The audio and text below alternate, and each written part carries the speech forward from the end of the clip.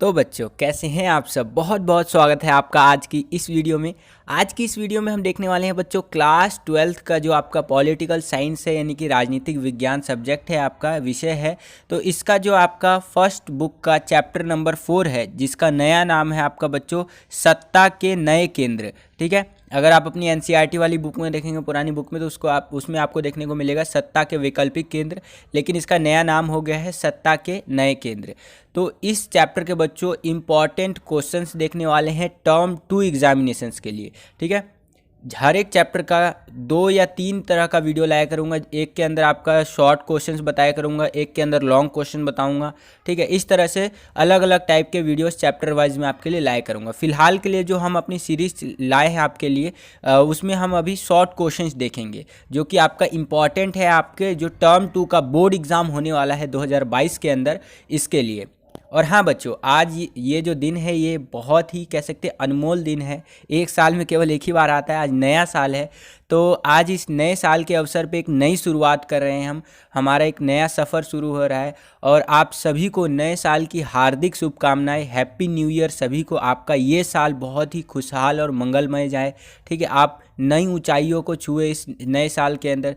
तो चलिए हम इस वीडियो को शुरू करते हैं और एक नई शुरुआत। तो पहला क्वेश्चन जो मैंने इस चैप्टर से लिया है बच्चों आपके लिए, वो आप अपनी स्क्रीन पर देख पा रहे होंगे कि सत्ता के नए केंद्र से क्या अभिप्राय है। आप बोलेंगे सर नाम तो बदल दिया, सत्ता के वैकल्पिक केंद्र था तो उसका सत्ता के नए केंद्र कर दिया, लेकिन ये होता क्या है ये थोड़ा सा हमें समझा दीजिए। तो ध्यान से समझिए बच्चों कि सत्ता के नए केंद्र का मतलब है क्या। यहाँ पर 2 बिंदुओं में कह सकते हैं, 2 पॉइंट्स में मैंने आपको समझाने का प्रयास किया है। पॉइंट नंबर पहला जो है वो क्या कह रहा है बच्चों कि सोवियत संघ के विघटन या विभाजन के बाद विश्व में अमेरिका का वर्चस्व कायम हो गया है। कुछ देशों के संगठनों का उदय सत्ता के नए केंद्र के रूप में हुआ है। अभी मैं समझाऊंगा इसका मतलब क्या है। और दूसरा वाला महत्वपूर्ण बिंदु देखिए कि यह संगठन अमेरिका के प्रभुत्व को सीमित करेंगे, क्योंकि यह संगठन राजनीतिक तथा आर्थिक रूप से शक्तिशाली हो रहे हैं। यहाँ पर सत्ता के नए केंद्र का मतलब है कि जब हमारा 1991 में सोवियत संघ टूटा, सोवियत संघ का विभाजन हुआ, तो कौन एकमात्र महाशक्ति बचा? केवल अमेरिका। ठीक है, चाहे आर्थिक रूप से देखिए, राजनीतिक रूप से, सामाजिक रूप से देखिए, तो अमेरिका एक सुपर पावर बन करके जो है सो कि सामने आया। उस टाइम पे केवल एक ही हम कह सकते हैं सत्ता का केंद्र था, हमारा केंद्र बिंदु अगर हम लोग माने सुपर पावर, तो वो हमारा अमेरिका था। लेकिन आज अगर आप देखेंगे, आज वर्तमान परिदृश्य में, तो आज के टाइम पे वेरियस जो है हमारे संगठन देखने को मिलेंगे, अलग अलग संगठन। जैसे एग्जांपल मैं ले लूँ आपके लिए, यूरोपीय संघ है, उसका आप देखेंगे तो बहुत सारा दबदबा देखने को मिलेगा आर्थिक क्षेत्र में, राजनीतिक क्षेत्र में, सामाजिक क्षेत्र में, पूरे विश्व स्तर पर। ठीक है, तो अमेरिका को टक्कर देने के लिए कहीं ना कहीं यूरोपीय संघ भी अपनी अहम भूमिका निभा रहा है, कहीं ना कहीं आसियान भी अपनी अहम भूमिका निभा रहा है, आसियान संगठन। कहीं ना कहीं आपका सार्क जो है वो भी एक अहम भूमिका निभा रहा है। ठीक है, तो उसी प्रकार से अमेरिका के जो प्रभुत्व है, उसका जो दबदबा है, उसको चैलेंज करने के लिए, ठीक है, उसको सीमित रखने के लिए जो पूरे ही विश्व के अंदर अलग अलग संगठन जो है उनका निर्माण हुआ है, और वो अपना आर्थिक क्षेत्र में, राजनीतिक क्षेत्र में और ज़्यादा शक्तिशाली होते जा रहे हैं। ठीक है, विश्व लेवल पे, वैश्विक स्तर पर जिसको आप कहते हैं। तो आई होप कि आपको समझ में आया होगा कि सत्ता के नए केंद्र से क्या अभिप्राय है। ये 1 या 2 नंबर में आपसे ये क्वेश्चन पूछ सकता है, तो आप लिख दीजिएगा यहाँ पर। आगे चलते हैं, अगला प्रश्न देखते हैं बच्चों। अगला प्रश्न है हमारा दूसरा प्रश्न। दूसरा प्रश्न देखिए बच्चों क्या पूछ रहे हैं यहाँ पर कि यूरोपीय संघ के किन्हीं 2 विशेषताओं का उल्लेख कीजिए। ठीक है, तो यूरोपीय संघ की 2 विशेषताएं आपको बतानी है। तो यहाँ पर देखिए, पहला है आपका यूरोपीय संघ ने आर्थिक सहयोग वाली संस्था से बदलकर राजनीतिक संस्था का रूप ले लिया है। ठीक है, और दूसरा है आपका कि यूरोपीय संघ का अपना झंडा, अपना राष्ट्रीय गान, अपना स्थापना दिवस और अपना एक मुद्रा है, यानी अपनी करेंसी है। तो यानी कि ये जो आप देख रहे हैं ना ये क्वेश्चन, तो इसके अंदर यूरोपीय संघ की बात की है। अभी मैंने आपसे जिक्र किया वीडियो के शुरुआत में ही, ठीक है, कि यूरोपीय संघ भी एक अहम संगठन है। ठीक है, आप पूछेंगे सर आप इसकी विशेषता का क्वेश्चन ही बता रहे हो, पहले बता देते हैं यूरोपीय संघ क्या है। तो मैं आपको बता देता हूँ, मोटा मोटा समझ लीजिए कि यूरोपीय संघ जो है ना आपका एक संगठन है जिसके अंदर कई सारे यूरोपीय देश आपको देखने को मिलेंगे। ठीक है, तो ये जो संगठन है, अब कोई भी संगठन होता है उसकी कुछ विशेषताएं होती हैं, ठीक है। तो इस संगठन की 2 विशेषताएं आपसे पूछा है। तो पहली विशेषता ये है कि ये पहले एक आर्थिक संगठन था, ठीक है, आर्थिक सहयोग वाली संस्था कह लीजिए, संगठन था, लेकिन धीरे धीरे इसने अपना स्वरूप बदला और आज के टाइम पे अगर वर्तमान हम जो परिदृश्य है उसमें देखेंगे तो ये अपने स्वरूप बदलते बदलते आज के टाइम पे ये क्या हो गया है, आपका राजनीतिक संस्था जो है, राजनीतिक संगठन का एक तरह से रूप ले लिया है, ठीक है। पॉलिटिकल कह सकते हैं, पॉलिटिक्स में ज़्यादा इन्वॉल्व हो गया ये। दूसरा पॉइंट क्या आप कह सकते हैं इसकी विशेषता में, कि यूरोपीय संघ का अपना झंडा है, अपना राष्ट्रीय गान है, अपना स्थापना दिवस है और अपनी एक करेंसी है, ठीक है। तो ये सारी चीज़ें आप इसके अंदर लिख सकते हैं यूरोपीय संघ की विशेषताओं के अंदर, ठीक है। आई होप कि दूसरा क्वेश्चन भी आपको समझ में आया होगा। तीसरा क्वेश्चन देखिए, तीसरा क्वेश्चन क्या है आपका, सारे ही क्वेश्चन आपके इंपॉर्टेंट है टर्म 2 के लिए, तो जो भी क्वेश्चन करवा रहा हूँ बिल्कुल ध्यान से देखिएगा, ठीक है। तो तीसरा क्वेश्चन यहाँ पर है कि आसियान से क्या अभिप्राय है। तो इसका उत्तर देखिए बच्चों, आसियान अर्थात दक्षिण पूर्व एशियाई राष्ट्रों का संगठन, इसका पूरा नाम यहाँ पर हिंदी में है दक्षिण पूर्व एशियाई राष्ट्रों का संगठन, जिसकी स्थापना 5 देशों ने बैंकॉक घोषणा पत्र जो था आपका, उस पर हस्ताक्षर करने के बाद 1967 में की थी। याद रखिएगा बच्चों, किस घोषणा पत्र पर हस्ताक्षर किया था, तो बैंकॉक घोषणा पत्र, यहाँ पर आप देख सकते हैं बच्चों, और इस पर हस्ताक्षर करके 5 देशों ने 1967 में आपकी आसियान की स्थापना की थी आपकी, ठीक है। तो आसियान क्या है बच्चों, ये है आपका दक्षिण पूर्व एशियाई राष्ट्रों का संगठन है, ठीक है। जब मैं लॉन्ग क्वेश्चंस लाऊंगा तो उसके अंदर और भी अच्छी तरीके से एक्सप्लेन करूंगा, पहले शॉर्ट क्वेश्चन समझते चलिए, ठीक है। आगे चलते हैं, अगला क्वेश्चन देखिए, चौथा क्वेश्चन यहाँ पर क्या पूछ रहा है हमसे कि आसियान संगठन के 2 महत्वपूर्ण उद्देश्यों का उल्लेख करें, ठीक है। तो आसियान एक संगठन है, अब इसके 2 महत्वपूर्ण आप उद्देश्य बता देने हैं। तो पहला आप ये लिख सकते हैं कि जो इसके सदस्य देश हैं, यानी कि इसके जो मेंबर्स हैं, उनके आर्थिक विकास को तेज करना, तो उनका जो इकोनॉमिकल जो डेवलपमेंट है उसको और तेज करना और स्पीड से आगे बढ़ाना। दूसरा आप ये लिख सकते हैं इसके उद्देश्यों में, आसियान के उद्देश्यों में, कि इसके द्वारा सामाजिक और सांस्कृतिक विकास हासिल करना, ठीक है। मतलब आसियान को बना करके कह सकते हैं आप, आसियान संगठन को, ये जो इसके मेंबर है ये चाहते हैं कि जो इनका सामाजिक और सांस्कृतिक विकास है वो हासिल हो, इनका सामाजिक विकास भी हो, ठीक है, पूरे ही विश्व स्तर पर कह रहा है ये, और इनका संस्कृति का जो है विकास हो। तो ये सारी चीज़ें इसकी उद्देश्यों में आप लिख सकते हैं आसियान संगठन के, ठीक है। आगे चलते हैं, आसियान शैली से क्या अभिप्राय है। क्वेश्चन नंबर 5 है हमारा, यहाँ पर आप देख सकते हैं कि आसियान शैली से क्या अभिप्राय है। तो आसियान शैली ध्यान से समझ लीजिए, कई बार पेपरों में आ जाता है ये, ठीक है। तो यहाँ पर समझिए इसका उत्तर क्या है कि अनौपचारिक, टकराव रहित और सहयोगात्मक मेल मिलाप का नया उदाहरण पेश करके आसियान काफ़ी नाम कमाया है। आसियान ने क्या किया है, काफ़ी नाम कमाया है, इसे ही आसियान शैली कहा जाने लगा है, ठीक है। तो कहने का मतलब ये है कि आसियान शैली जो है, इसके अंदर आसियान ये कहता है कि हम अनौपचारिक रूप से टकराव रहित, ठीक है, टकराएंगे नहीं किसी से, टकराव रहित, सहयोगात्मक यानी सहयोग करके किसी भी मसले को, किसी भी प्रॉब्लम का सोल्यूशन निकालने की कोशिश करेंगे। टकराव रहित यानी युद्ध वगैरह का सहारा नहीं लेंगे, लड़ाई का सहारा नहीं लेंगे, पीसफुल तरीके से, ठीक है, यानी कि शांति से किसी भी चीज़ का हम लोग जो है सोल्यूशन निकालने का प्रयास करेंगे। सहयोगात्मक, मेल मिलाप का तरीका, ये एक नया उदाहरण पेश किया है आसियान शैली के अंदर, इस चीज़ को हम लोग काउंट करेंगे। और यही जो है सो कि इसने काफ़ी नाम कमाया है, काफ़ी इसने यश कमाया है, ठीक है, इसी मेल मिलाप की शैली ने, और इसी शैली को हम लोग क्या कह देते हैं, आसियान शैली कह देते हैं। तो आई होप बच्चों आपको समझ में आया होगा आसियान शैली क्या होता है। आगे चलते हैं, अगला प्रश्न देखते हैं। अगला प्रश्न है हमारा छठा प्रश्न। तो छठा प्रश्न देखिए बच्चों क्या कह रहा है कि आसियान क्षेत्रीय मंच से क्या अभिप्राय है, ठीक है। तो आसियान का एक क्षेत्रीय मंच भी है। अब देखिए आसियान क्षेत्रीय मंच से क्या अभिप्राय है, तो यहाँ पर सिर्फ 1 या 2 नंबर का क्वेश्चन, इसलिए मैंने 2 से 3 लाइनों में आपको समझाया है कि 1994 में आसियान क्षेत्रीय मंच की स्थापना की गई थी, जिसका उद्देश्य था देशों की सुरक्षा और विदेश नीति में तालमेल बनाना, ठीक है। तो आसियान क्षेत्रीय मंच से क्या अभिप्राय है, अगर शॉर्ट में आ जाए तो आप इतना लिख सकते हैं कि 1994 में आसियान क्षेत्रीय मंच की स्थापना की गई थी, ठीक है, जिसका उद्देश्य था देशों की सुरक्षा और विदेश नीति में तालमेल बनाना, ठीक है। तो ये आप इस तरह से लिख सकते हैं। आगे चलते हैं, अगला प्रश्न देखिए, सातवां प्रश्न देखिए, ये एक टॉपिक है आपका इस चैप्टर के अंदर, जिसको मैंने कह सकते हैं एक तरह से जो इम्पोर्टेंट लगा उसको काट करके समझा दिया आपको, ठीक है। तो इम्पॉर्टेंट जो है यहाँ कट किया है, तो ब्रिक्स जो है आपका, ब्रिक्स क्या है ये क्वेश्चन है आप बनता है आपका, ठीक है। तो इस क्वेश्चन का आंसर हम लोग समझेंगे। सबसे पहले समझ लीजिए ब्रिक्स होता क्या है। ब्रिक्स जो है आपका 5 देशों का आप कह सकते हैं एक संगठन है, ठीक है, जिसके अंदर बी से आ जाता है ब्राज़ील, आर से रशिया आ जाता है, आई से इंडिया आ जाता है, सी से चाइना आ जाता है और एस से साउथ अफ्रीका आ जाता है। ये ऐसे देश है जहाँ पर दुनिया की कह सकते हैं, अगर ये देश ना होना तो दुनिया की इकोनॉमी जो है सो कि कह सकते हैं धड़ाम से नीचे गिर जाएगी। दुनिया की इकोनॉमी की हम सब कह सकते हैं कल्पना भी नहीं कर सकते।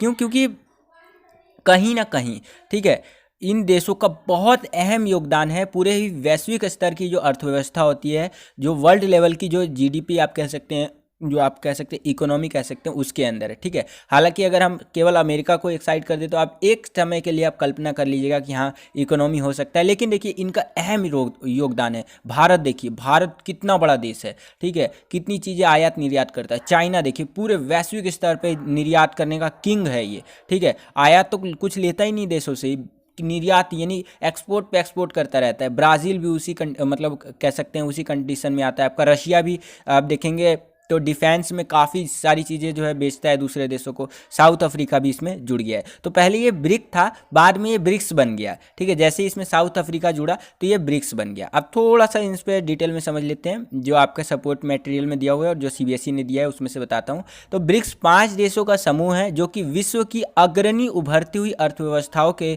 लिए प्रयोग किया जाता है, ठीक है। जो अग्रणी उभरती हुई अर्थव्यवस्थाएं हैं, ये जो आप चाइना, रशिया, ठीक है, रशिया तो खैर हटा दीजिए, इंडिया, चाइना, ये सारी चीज़ें आप काउंट करेंगे तो ये देश ऐसे हैं जिनकी अर्थव्यवस्था अग्रणी है, उभरती हुई अर्थव्यवस्था है। रशिया वगैरह को भी काउंट करेंगे तभी ब्रिक्स बनता है हमारा, ठीक है। तो आप ये कह सकते हैं, तो ये आ जाएगा हमारा। और ब्रिक्स की स्थापना कब हुई थी? 2006 में हुई थी, रूस में। कब हुई थी बच्चों? 2006 में रूस में हुई थी, ये ध्यान रखिएगा, की गई थी। दक्षिण अफ्रीका जब इससे जुड़ गया तो इसका नाम परिवर्तित हो गया, जिसे आज हम लोग ब्रिक्स के नाम से जानते हैं या ब्रिक्स कहते हैं इसको। पहले इसको ब्रिक कहते थे, जब इसमें दक्षिण अफ्रीका जुड़ गया यानी कि साउथ अफ्रीका जुड़ गया तो एस इसमें और जुड़ गया और हम लोग इसको क्या कहने लग गए? ब्रिक्स कहने लग गए, ठीक है बच्चों। आगे चलिए, अब आगे थोड़ा और समझ लेते हैं बच्चों।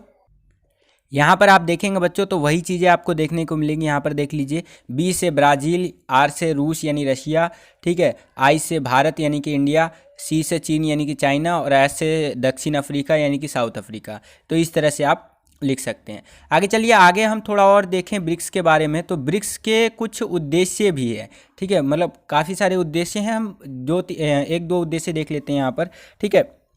तो देखिए, सदस्य देशों के बीच सहयोग को बढ़ावा देना, ठीक है। अब कैसे सहयोग? चाहे वो आर्थिक क्षेत्र के सहयोग हो, सामाजिक क्षेत्र के सहयोग हो या राजनीतिक क्षेत्र के सहयोग हो, तो इनको बढ़ावा देना ब्रिक्स का एक उद्देश्य आप लिख सकते हैं। उसी प्रकार से थोड़ा और देख लेते हैं तो आप ये लिख सकते हैं कि विश्व राजनीति में ब्रिक्स अंतर्राष्ट्रीय स्थिरता को बनाए रखने और वैश्विक आर्थिक विकास को सुनिश्चित करने और बहुध्रुवीय दुनिया का एकजुट केंद्र बनाने में महत्वपूर्ण योगदान दे सकता है। यहाँ पर इन जो लाइनें हैं, इन लाइनों में ये बात कही गई है कि जो ब्रिक्स है वो इंटरनेशनली यानी कि अंतर्राष्ट्रीय स्तर पर जो स्थिरता है, ठीक है, वो स्थिरता को मेंटेन करके रख सकता है, यानी कि स्थिर रहे पूरा विश्व, लड़े झगड़े ना, एक तरह से कह सकते हैं पीस यानी कि शांति को कह सकते हैं मेंटेन करके रख सकता है, इस तरह से आप कह सकते हैं। और वैश्विक आर्थिक विकास को सुनिश्चित करने के लिए भी बहुत ज़रूरी है। जो विश्व का आर्थिक विकास है उसको भी कह सकते हैं, उसके लिए भी ब्रिक्स की बहुत अहम जो है सो कि योगदान हमें देखने को मिलता है। उसी प्रकार से बहुध्रुवीय दुनिया का एकजुट केंद्र में महत्वपूर्ण योगदान दे सकता है, ठीक है।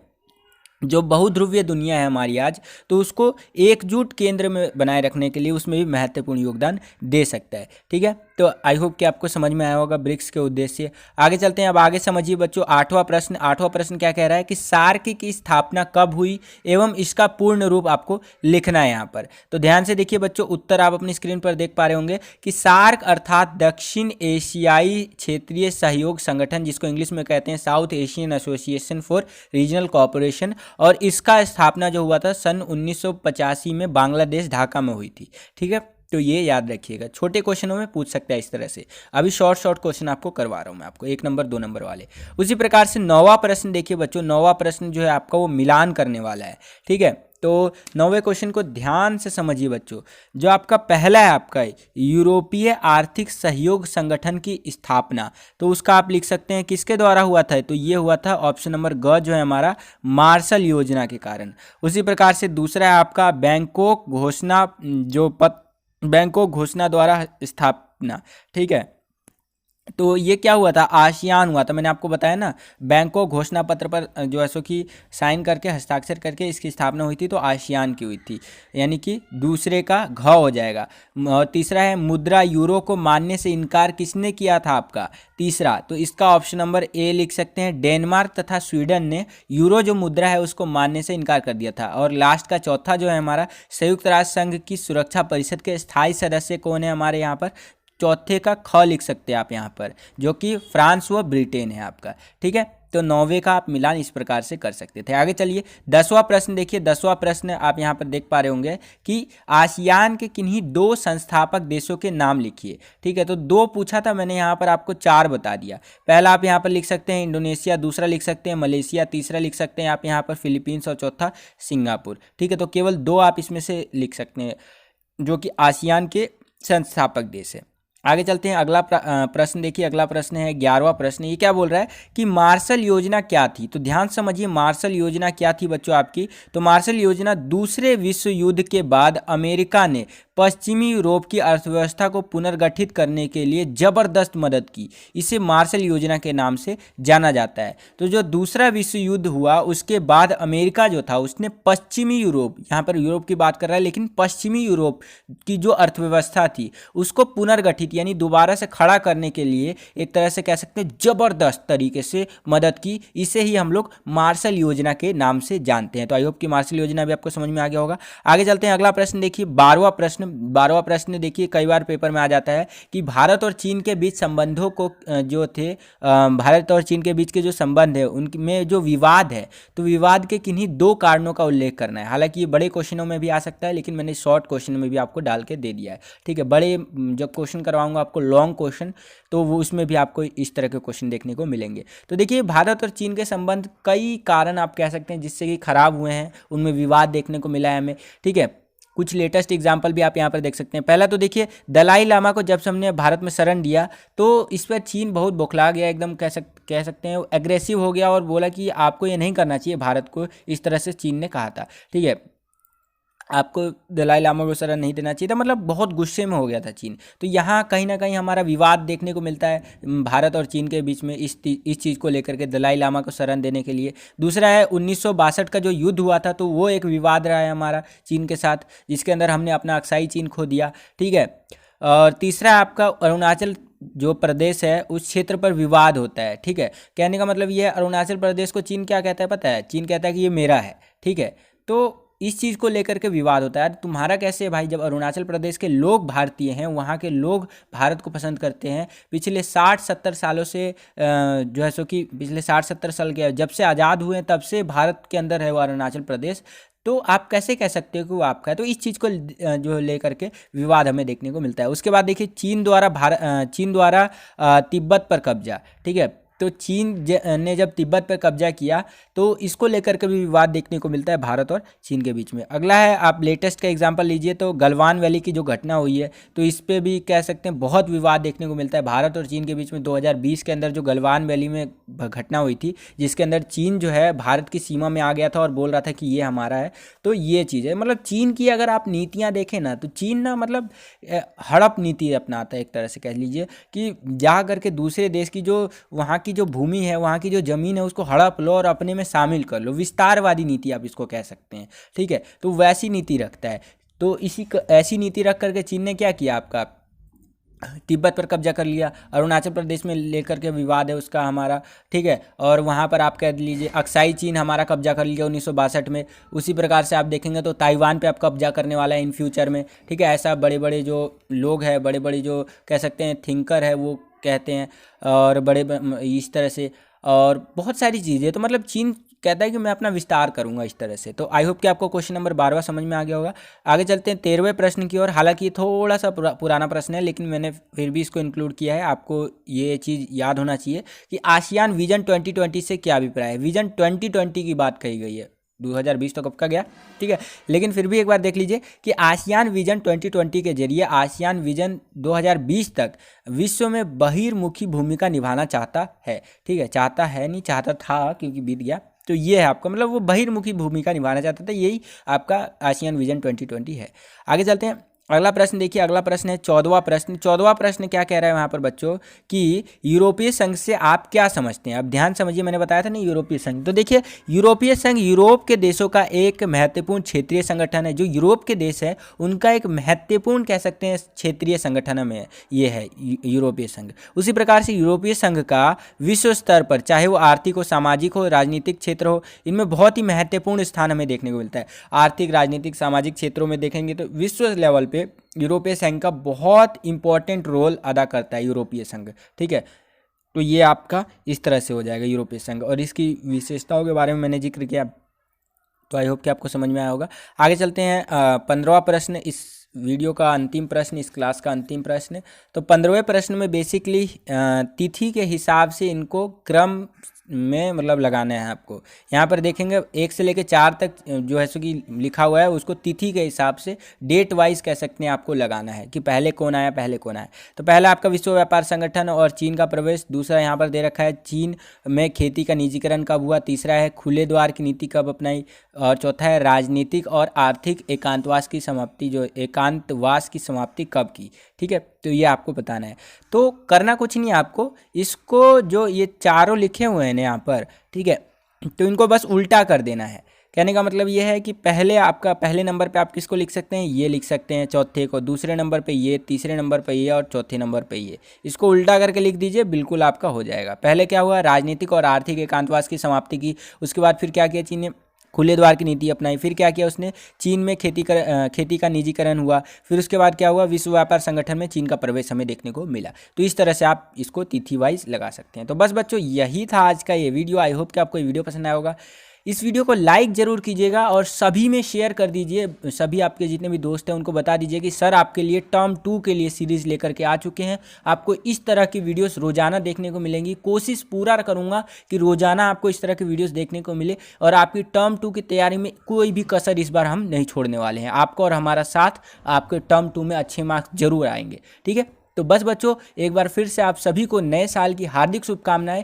आपका साल मंगलमय जाए। तो इस वीडियो को लाइक कीजिए। अगर आप हमारे चैनल पर नए आ गए हैं और हमारे चैनल को सब्सक्राइब नहीं किया है तो आज साल का पहला दिन है, चैनल को सब्सक्राइब कर लीजिए और जुड़ जाइए हमारे से, क्योंकि ऐसी वीडियोस आपको डेली कोशिश करूंगा देने का, ठीक है। और बगल में आपको बेल का आइकन देखने को मिलेगा, उसको प्रेस करके ऑल पे क्लिक जरूर कीजिएगा। इससे आने वाले हमारे चैनल पर नए वीडियोस को नोटिफिकेशन सबसे पहले आपको मिल जाया करेंगे। आज के लिए इतना ही बच्चों, मिलता हूं आपसे अगली और एक्साइटिंग वीडियो में। तब तक के लिए खुश रहिए, खुश रखिए सभी को। जय हिंद, वंदे मातरम।